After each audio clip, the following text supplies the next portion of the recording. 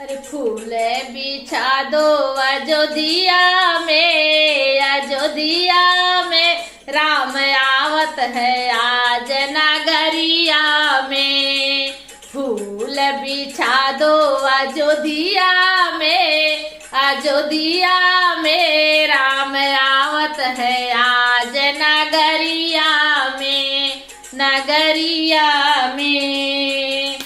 लेके संदेशा हनुमत जी आए, लेके संदेशा हनुमत जी आए। वह संदेशा भरत को सुनाए, वह संदेशा भरत को सुनाए।